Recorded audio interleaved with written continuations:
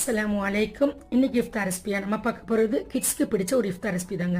குழந்தைங்க நோன்பு வைப்பாங்க, அவங்க ஆசைப்பட்டதெல்லாம் நம்ம செஞ்சு கொடுப்போம். இப்போலாம் எங்கள் வெளியில் விற்கிற ஃப்ரெஞ்ச் ஃப்ரைஸ், சிப்ஸ் இதை தான் வாங்கி கொடுக்குறோம். அதெல்லாம் உடம்புக்கு நல்லது இல்லைங்க. நம்ம அதுவும் குறிப்பாக நோன்பு வச்சுருக்க குழந்தைங்களுக்கு அதெல்லாம் வாங்கியே கொடுக்கக்கூடாது. வீட்டில் ஈஸியாக செஞ்சிடலாங்க. புடலங்காய் ரிங் பண்ணியிருக்கேன். புடலங்காய் உடம்புக்கு ரொம்ப நல்லது. அதுவும் இந்த சம்மர் டேஸில் நோன்பு வச்சுருக்கவங்களுக்கு குளிர்ச்சியை தரக்கூடிய ஒரு வெஜிடபிள்.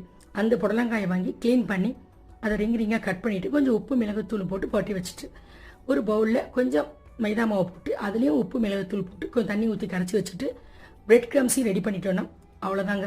இந்த புடலங்காய் ரிங்கை அந்த மைதா மாவில் டிப் பண்ணிவிட்டு பிரெட் க்ரம்ஸில் புரட்டி சூடான எண்ணெயில் போட்டோன்னா சூப்பரான ரிங் ரெடி ஆயிருங்க. சும்மா மொறுன்னு அவ்வளோ டேஸ்ட்டாக இருக்குங்க. இன்னும் கூட மிஞ்சாது. குழந்தைங்க சாப்பிடுவாங்க. குழந்தைங்க எங்கள் பெரியவங்களே விரும்பி சாப்பிடுவாங்க. நீங்கள் கூட்டு பொரியல் செஞ்சு கொடுத்தா சாப்பிடவே மாட்டாங்க. இப்படி செஞ்சு கொடுத்து பாருங்களேன்.